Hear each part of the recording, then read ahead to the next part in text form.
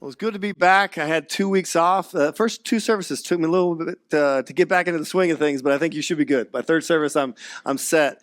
But I do think it's interesting. If you came for the first time in the last couple of weeks, Parker preached the first week, and then Jason was last week. I don't want to disappoint you. I feel like I got to live up to some high standards because even while I was on vacation, I got texts like Parker was so good and Jason was so good. I'm like, I'm not going to take this personally, but. I don't know how to take it, but anyway. So let me start with this. I know you have these people in your lives, right? You've got some people that you just admire. You look at their life and who they are and how they live, and you just admire them. You admire how they treat other people, how they genuinely love the people around them. Like you've got some of those people that you just look at them and you just admire them, even on their worst days. They got you beat. I mean, those people, I say, some of those, they just have a special place in heaven. That there's those people that you have in your life, I have in my life, that just something about them makes me want to be better. It makes me think about my own life and how I want others to see me. We've all had or have some of those people in our lives. Now, one of those for me, I want to introduce you to, and maybe you know her if you've been around long enough, but this is a picture in our Feed the Bay packing room. And Becky Ferris, will zoom in on her because you can't quite see her. There's Becky. If you don't know Becky, Becky is the sweetest, kindness, most amazing person on the planet. Now for Becky, her health over the last few years has made it a little bit more difficult for her to be here. But again, one of the kindest, sweetest people that I've ever met. And Becky loves Jesus. And I know this, I've been around Becky long enough, even when she's upset about something and even when she's upset at someone, she's still so nice about it, right? Even if she's upset, she's still so nice. And even though physically she's limited from doing some of the things that you and I take for granted, she's never allowed that to define her. Really, I think the thing that has defined Becky is her faith. That at the end of the day, I look at Becky and I look at her life and I think that's who I want to be like. I want to live my life like she does. And I think we all, in some ways, could learn some things from her. And as we're in this Matthew series, I mentioned that about Becky because there's something I see in her life that in this story we're looking at today, that Jesus, he was always trying to teach his disciples. Now, this particular passage, here's Matthew. He's writing an account of Jesus' life, and he was an eyewitness to all these things. And at this point, he's just gotten word that John the Baptist, which is his cousin, and really kind of a partner in ministry, he's just gotten word that his cousin John the Baptist has been executed. And so that's where we'll pick up in Matthew chapter 14. So as soon as Jesus heard the news that John the Baptist, his cousin, his partner in ministry, had been executed, it says that he left to a remote area to be alone. He wanted to get alone. He just got this, to me, devastating news that someone close to him had been executed in a horrible way. This is a colleague in ministry, and he just wants to go and be by himself, spend some time in prayer. Right? And the way that John was executed is a little bit of a foreshadowing of what's coming Jesus' way down the road too. But he just wanted to get away. But that would have to wait. Because look at this. It says this, that the crowds heard where Jesus was heading. And they followed on foot from many towns, surrounding towns. They heard Jesus and they showed up. And so it says that Jesus saw a huge crowd. So he stepped out of the boat and he had compassion on them and he healed their sick. And I just think about this moment that here Jesus just wants some time alone. He's just gotten this devastating news, and it had to have broken his heart the way John was executed. And all he wanted to do was just get alone by himself. But all of a sudden, this crowd of people shows up, and he's not angry. He's not upset. He's not, just leave me alone. It says that he had compassion for the crowd and began healing their sick. And as this story continues, probably a familiar story to many of you, it says this, that that evening, the disciples, they came to Jesus and they said, Jesus, listen, this is a remote place. It's getting kind of late in the day. We think that you should send the crowds away because, they need to buy some food for themselves. So send them to some of the surrounding villages so they can have something to eat. That they've been with Jesus, these disciples, they've been with Jesus all day. They've witnessed him healing all these people. The sick are being healed. The broken are being restored. Just an incredible scene. And as the day goes on, the crowd gets bigger and bigger. Now it's not just a few people, but we're talking thousands of people have, come to see Jesus, see him, but also hopefully maybe experience a miracle. And the disciples, seeing all this happen, as the day starts to wrap up, the disciples are thinking about the logistics of it all. Again, they're in the middle of nowhere. There's all these people that have traveled from far away from other villages, and here they are in the middle of nowhere, coming from all over. These people have been here for hours. Some of them have been here even longer. They left their homes in a hurry. They got the news. Let's go. Jesus is nearby. They didn't have a plan. They likely left without food, and as it gets late in the day, right, they have a long journey back home. And so the disciples they're processing all this, and they're thinking, man, these people are going to be hungry. These people, they need to eat. They need to get home before it's too late. And so the disciples did what seemed like a very responsible thing to do. They see this need. These people are going to be hungry. So they go to Jesus and they say, Jesus, if you don't do something about this, man, things could get really out of hand. They were doing, right? They saw a need. They were doing what many of us have done, right? You've been in those moments where you see someone's struggle, you see someone's need, right? You've seen it. Maybe it was a mom at a grocery store and she was, barely holding it together. Maybe it was a person on the side of the road and they were holding up a sign asking for help, right? You've seen needs. You see them every day. Maybe it's a colleague that's dealing with grief, or maybe going through a divorce, or maybe they're wrestling through depression. It was a neighbor that suddenly was left to live life alone because they lost a spouse. I mean, you see needs like that every single day wherever you go. And it's likely that, right, maybe it breaks your heart. Maybe it makes you think, somebody should do something about that. Man, I wish I could do something about that. Maybe it's even made you feel a little overwhelmed, like I want to do something about that need because it just kind of breaks my heart, but how do I help them and what could I even do? See, that's exactly where the disciples are at. They saw a need, but they really didn't have a solution to meeting that need. And so they turn to Jesus and they hope that Jesus is going to do something about that. But Jesus, he responds in a way that they don't expect. And so it says that Jesus responded. He says, okay, there's this need. He says, well, that's not necessary. We don't need to send them back to their homes. You take care of it, he says. You feed them. You saw the need, right? It broke your heart. You saw this need, so you take care of it. And that is not the answer that they were expecting, because again, they come, they see this need, it kind of breaks their heart. They're like, hey, we want to take care of these people. Jesus, you need to do something about this. And Jesus turns around and says, no, you figure it out. There's no, let's figure something out together. There's no, hey, watch what I'm about to do. He just turns around to them and says, you take care of it. And he gives them in that a challenge. Well, if you really care about these people, if you're so worried about them, if their situation really bothers you that much, then why don't you do something about it? Why don't you give them something to eat? And they respond, oh, Jesus, they say, listen, I don't know how you expect that. They say, we have only 5 loaves of bread and 2 fish. That's not going to take care of the problem. That's not going to meet this need. They do this quick inventory and they come up real short, right? 5 loaves, 2 fish. That's not going to feed anybody. That's not, why even try? Jesus, this is all we have. It's not going to take care of the problem.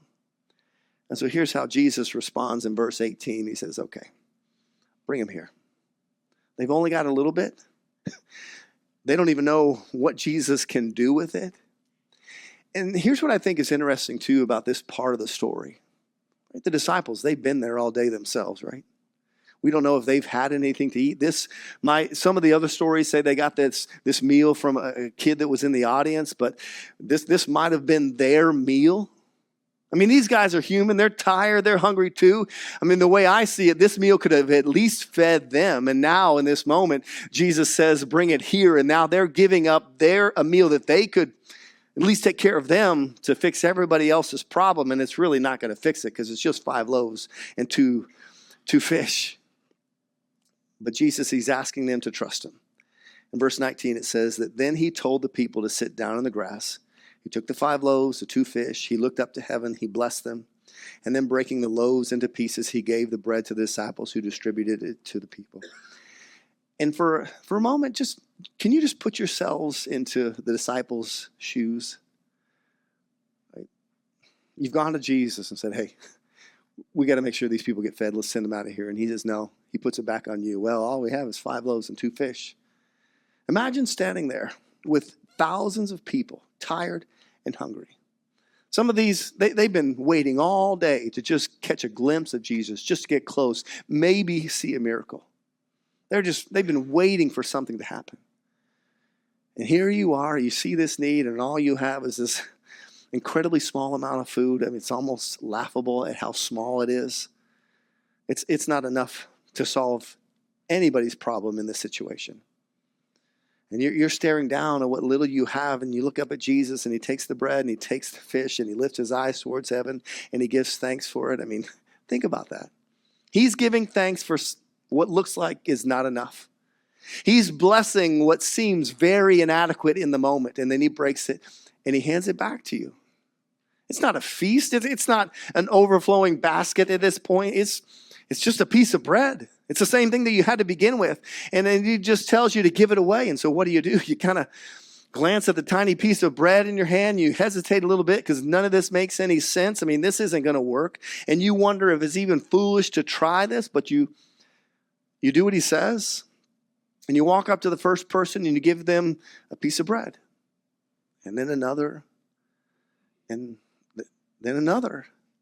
And you keep going, and without knowing how, you realize this food isn't running out. And every time you reach into your hands, there's more to give. And you look over at the other disciples, and they're experiencing the same kind of thing. And you just keep giving and giving and giving and giving. And yet the supply never ends. And you can't explain it. It doesn't make any sense. But you're in the middle of something that only God can do. And at the end of it, look at this. Verse 20. They all ate as much as they wanted. And afterwards, the disciples picked up the 12 baskets of leftovers. About 5,000 men were fed that day in addition to the women and children. They estimate about 15,000 people. And here's a problem with this miracle. You and I, we live in a world where we're surrounded by really incredible things, but because we're surrounded by them, they have probably less, they amaze us less than they should. I mean, come on, we got technology that brings things right to our fingertips that, decades ago would have seemed impossible. And just the fact that, I don't know, if you wanted to, you could see images of distant galaxies on your phone. We can hear a heartbeat of a baby before it's ever born. I mean, we can create things, in a matter of minutes that used to take years. It's really hard, I think, in our culture, in the world we live in, it's really hard to be amazed anymore. And so you read this story about Jesus, taking a few loaves and a couple of fish and feeding 5,000s. I don't know about you, but I think because of the culture we live in, the world that we live in, where there's things that we could be amazed by every single day, but we see it so often it just doesn't have the impact it could. I think we can miss this miracle and miss how unbelievable it was. Maybe we've even forgotten how to be amazed in the first place. But think about that crowd. This isn't a trick. This isn't some sleight of hand or some mirrors. This was a real, undeniable moment where thousands of people experienced the supernatural power of Jesus Christ in person. And what I love is that this particular miracle is one of the very few that finds its way into Matthew and Mark and Luke and John. The 4 accounts of Jesus' life, this is the one that makes it into all 4. That makes it into all 4. They make sure that this is a story that we all have to tell. And part of me, think about this. If Matthew and Mark and Luke and John and the other disciples were trying to make all this up, really, as they're telling the story about Jesus, this is probably a miracle that I say you probably shouldn't have included because it's just too unbelievable. That if you were trying to sell people on Jesus, maybe you go with something a little bit more believable, something maybe, inspiring, maybe a little miraculous, but this is a little outrageous. But here they are making a claim that thousands of people witnessed Jesus take this small little meal and feed an entire stadium of people. And it's so interesting because this is a kind of claim that could be fact-checked. Right? It's not just them trying to keep this alive. I mean, they can fact check that thousands of people witnessed this miracle. And so Matthew and Mark and Luke and John, they all tell this story. Why? Because it happened. As much as it's unbelievable, it happened. And there are too many people to deny that it didn't. So that there are people that are walking away that day wondering, what in the world just happened? What did we just see? I mean, they walked away physically full. And maybe spiritually full as well. But here's the thing. This miracle is not just about what Jesus did and feeding that crowd. It was about something that Jesus did in the hearts of the disciples, something so much deeper. Because before the bread and the fish multiplied, before thousands of people had their fill, Jesus, he turned to his disciples and he put the responsibility back on them. And he basically told them, right, we're going to feed these people? He says, use what's already there. Use. You feed them. He says, use what's already there. And I think that's exactly what Jesus has called you and I to do. That if you've made the choice to follow him, that he wants you to look at the world around you, to see needs around you, and says, I want you to use what you already have to meet those needs. It's exactly what he did to the disciples that day. They saw this great need. They said, somebody's got to do something about it. And he said, you do it. And if you've made the choice to follow Jesus Christ, you and I have this responsibility to use what he's already given us to meet the needs of the people around us. And, I mentioned Becky Ferris a little bit earlier in the service. That's exactly what Becky did. And maybe some of you know this story, maybe some of you don't, but, the Feed the Bay Backpack program started about 12 years ago. That we found out that there was a need in our community that about 20 to 25% of the students in the Anchor-based school district were on free and reduced lunch and breakfast. And what that means is that's 20 to 25% of the students that go to school with your kids or your nieces and nephews or your grandkids. They're struggling with hunger. And so we got that news and then found out that there was one school in particular, McCons Elementary, that 80% of those students are on free and reduced lunch. So that when they'd go home on the weekend, that free and reduced lunch wasn't there any longer. And they'd come back to school on Mondays hungry, not ready to learn, not ready to do the things that normal students would do. And we decided as a church that cannot happen on our watch. And so Becky, an incredible team of some other people, they said, we got to do something about that. And that's essentially, in a very small way, how the backpack program started. And for Becky, right, listen, Becky was not doing any of the heavy lifting. She had very limited resources. But she never let that stop her. She used exactly what she had. Becky would be there on the packing nights and she would kind of give people instructions, tell people what to do, where to put this, where to put that. She'd welcome people into the room. She'd just help where she could. And what I loved, every couple of weeks, she'd always tell me, and she'd always do it with this laugh, like, ha, ha, ha, ha, ha. She'd always tell me, hey, I just got, I got $100 more from some people for Feed the Bay this week. I caught some people in my retirement home and I hit them up for some money and they couldn't help it. They gave, or people donated food this week. I mean, she told me, count almost every month she hit somebody else up for money and people just kept giving. Right? It was never thousands of dollars. But Becky knew that small things don't necessarily stay small when you factor in what Jesus can do. As she was collecting food or money, what she was doing, she was inviting people into what God was doing, people that wouldn't have otherwise known how to help. She was opening doors for other people to be generous. She was creating an impact that was far beyond what she could have done on her own. She couldn't do everything, but she could do something. And that's something that she could do. I'm just telling you, it made a difference. And so hear me. If you've been here for a while, you attended Watermark for a while, I'm preaching to the crowd. I am. I know I am. Because I know who you are. But as a church, we are committed to leaving a lasting mark on our community. And we as a church, we are going to keep creating opportunities for you, for us to serve together, to step in, to meet the needs of the community around us. That is just part of our DNA. We are going to keep doing that stuff because why? Because everywhere Jesus went, people came to him with their needs and he met them right where they were at. It's what he modeled. It's what he's called his followers to do. But on the other side of it, you got to know that we're more than just a civic club. We're more than just an organization that likes to help people out, because ultimately, here's what we know. Good works creates goodwill, and it opens the door for the gospel. That when you meet needs, when you meet the needs of people around you, when you do good things because you're a follower of Jesus Christ, when you meet the needs of people around you, what does it do? It creates goodwill. Because who does that? Who lives that way? So it creates some goodwill, and then gives you an opportunity, then gives me an opportunity, gives us an opportunity to say, hey, here's why I live this way. Here's why I do this. Here's why I met that need.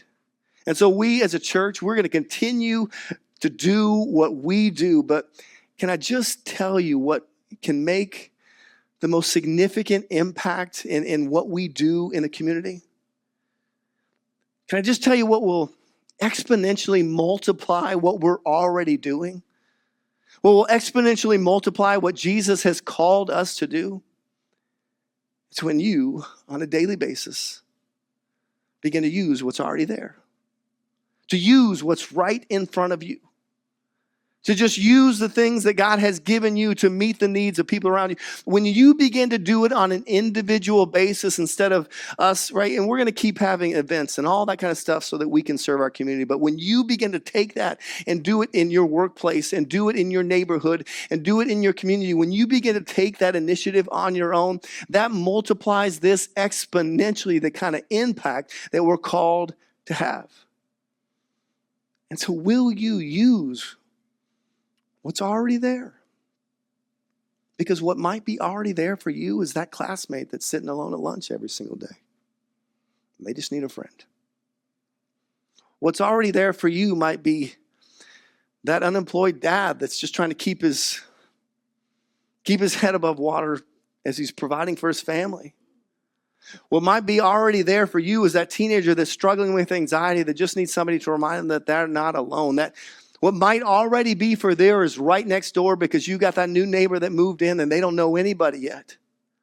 What might be there already for you is that friend of yours that you know, that you care for, and they're caring for their aging parents and they just feel invisible in the process. What might be already there for you is that college student that's wrestling with their doubt with faith, and they're silently just hoping somebody's going to ask them what's wrong. So I'm just telling you what is already in front of you. Because serving isn't just about waiting for us to schedule an event.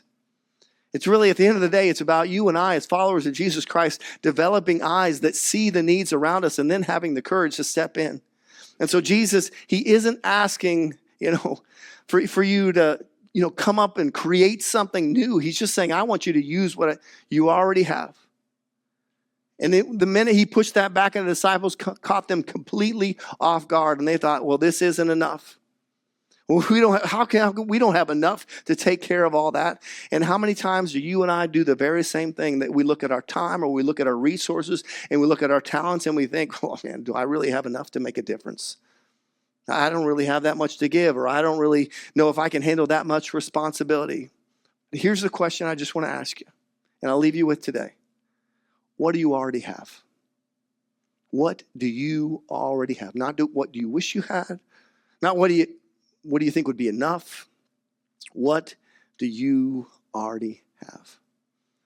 Because Jesus, I think every single day, looks at you and I like he looks at those disciples and says, hey, if that burdens you that much, if that breaks your heart that much, if that makes you feel that way, then you do something. Then you do something. You feed them. You've got something to offer. And so, hear me, as a church, we will not stop creating opportunities for you to serve. We're going to keep meeting needs. We're going to keep calling you to be part of something bigger than yourself. But at some point, the challenge is for you to take that step. Because Jesus is calling you to bring what you have and then trust him with the rest. And that's the point, I think. Magnifies this, multiplies this exponentially when we begin to do this on our own in our everyday lives. And so let me give you a couple things. If you're newer here at Watermark, you got some time. We'll give you a little bit, right? We'll give you a little bit to get involved. If you're new, keep jumping into the things that we do in the community. We'll show, there's a QR code.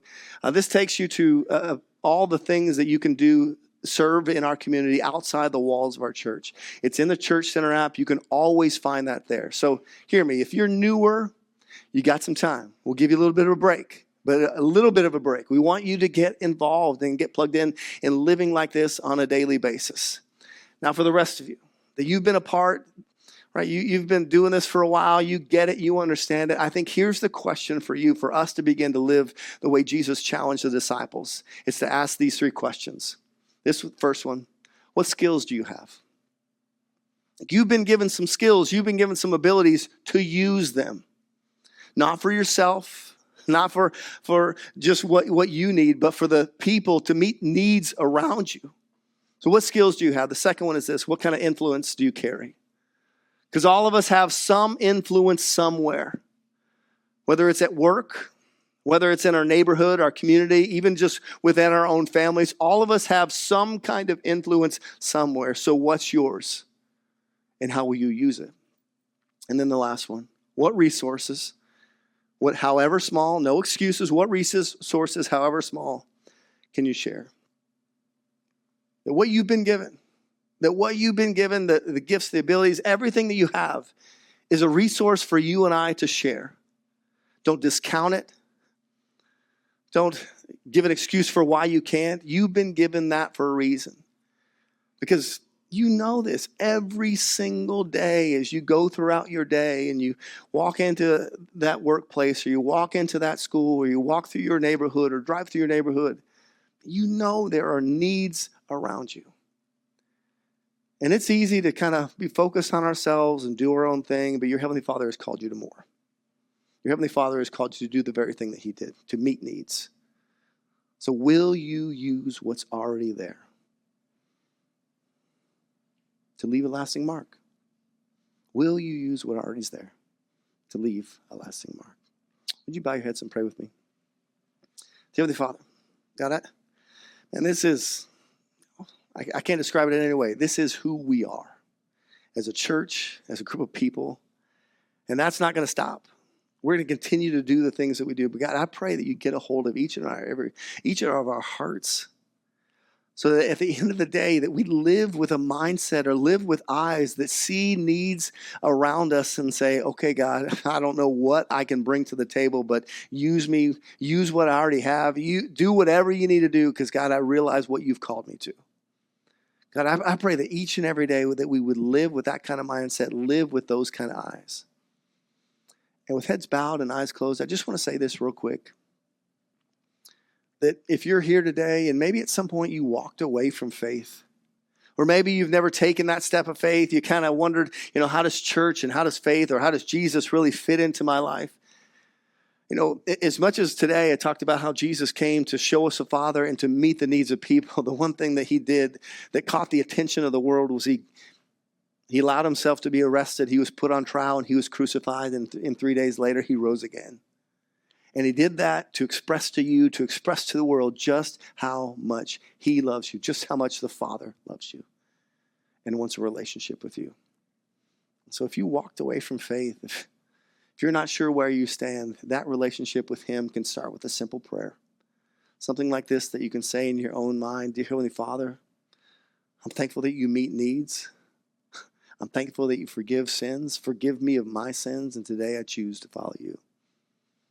And so, God, I pray that as a church, as people, as we go into the world that you've put us, the neighborhoods, the communities, this community, God, that there would just be something so different in us about how we care for the people around us, how we meet the needs of people around us, that it just be undeniable.